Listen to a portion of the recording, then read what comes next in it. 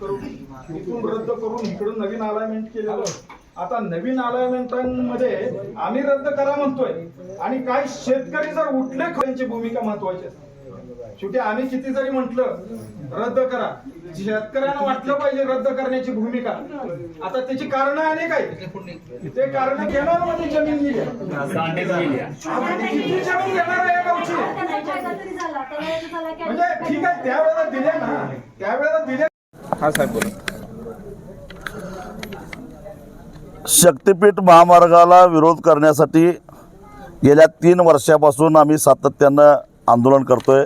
त्याचं कारण हा रस्ता पूर्णपणे अव्यवहार्य आहे, खर्चिक आहे आणि महाराष्ट्राच्या जनतेवर टोलच्या माध्यमातून पडणारा हा सगळा खर्च आहे। कारण यातला 1 रुपयासुद्धा सरकार खर्च करणार नाही, टोलच्या माध्यमातून हे सगळं कर्ज फेडायचं आहे आणि त्यामुळं 1,15,000 कोटी रुपयाचा हा सगळा बोजा हा महाराष्ट्राच्या जनतेवर, विशेषतः या रस्त्यावरून प्रवास करणाऱ्या प्रवाशांच्यावर टोलच्या माध्यमातून पडणार आहे।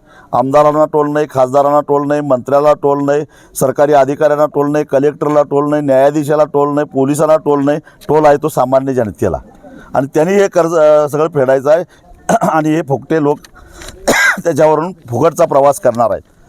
त्यामुळं सर्वसामान्य जनतेचा सुद्धा याला विरोध आहे, कारण समांतर रस्ता दुसरा उपलब्ध आहे।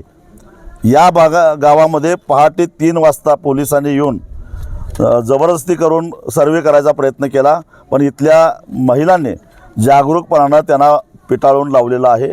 पहाटे 3 वाजता सगळं गाव झोपलेलं असताना प्रचंड फौजफाटा, दंगल निवारण पथक घेऊन 3 प्रांत आणि अनेक अधिकारी, मोजणी खात्यातले लोक येऊन या ठिकाणी मोजणी करण्याचा प्रयत्न करत होते, परंतु इथल्या महिलांनी त्यांना पिटाळून लावलेला आहे। वास्तविक पाहता इथं येण्याचा त्यांना अधिकारच नव्हता।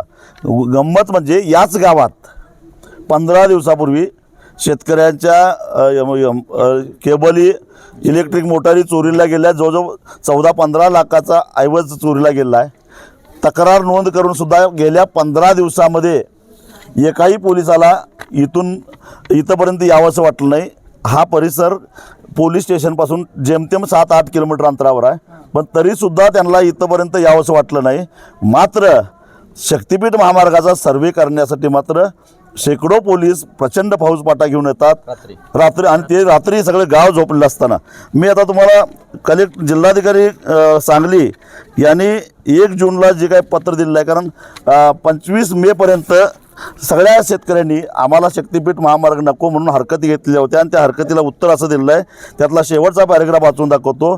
यास्तव आज रोजी शक्तीपीठ द्रुतगती महामार्ग प्रयोजनासाठी माननीय शासनाकडून उक्त अधिनियमाचे कलम 15चे पोट कलम 2 अन्वये प्रसिद्ध करायची अधिसूचना प्रसिद्ध झालेली नाही। यास्तव आपण दाखल केलेल्या हरकती अर्जावरती इकडून कोणतीच कारवाई करता येत नाही, सबब आपला संदर्भीय अर्ज इकडून निकाली काढण्यात येत आहे। मग जर अधिसूचनाच जाहीर झालेली नाही आहे तर मग हे सरकारी अधिकारी रात्री इथं काय करत होते? ते चोऱ्या करायला आलेले होते का? ते मोनार्क कंपनीच्या खाजगी कामासाठी आलेले होते का?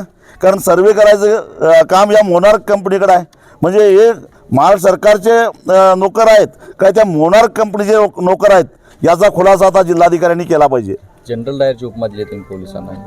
निश्चितच, कारण या पोलिसांनी पहाटे इथल्या आमच्या महिला भगिनींना धक्काबुक्की केलेला आहे, त्यांना दमदाटी केलेली आहे, बघून घेण्याची भाषा केलेली आहे आणि मग अशा पद्धतीनं अरे जनरल डायर सुद्धा एवढ्या वाईट पद्धतीनं वागला नव्हता।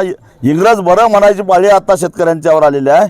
इतकं वाईट जर काम हे करत असतील, देवेंद्र फडणवीस गृह खातं गेली 12 वर्ष तुमच्याकडे आहे आणि तुम्ही त्या अदानीला खुश करण्यासाठी या गृह खात्याचा अशा प्रकारे उपयोग करत असाल आणि या खाकी वर्दीतल्या गुंडांच्या माध्यमातून शेतकऱ्यांच्यावर जर दडपशाही करत असाल तर आम्ही ते खपवून घेणार नाही। अनेक आमदारांचा पाठिंबा आहे की याच मार्गाने शक्तीपीठ व्हावा।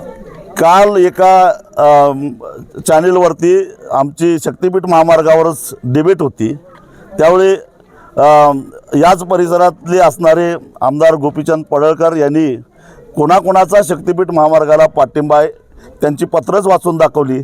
त्यात या भागातले जे आमदार आहेत, आमदार सुहास बाबर यांनी शासनाला, मुख्यमंत्र्यांना पत्र लिहिलेलं आहे की हा रस्ता माझ्या मतदारसंघातून व्हावा। मग मी शेतकऱ्यांना म्हटलं की ज्यांना तुम्ही मतं देऊन निवडून दिलेले आहेत ते नेमकं कुणाच्या बाजूला आहे ते बघा, तपासून बघा.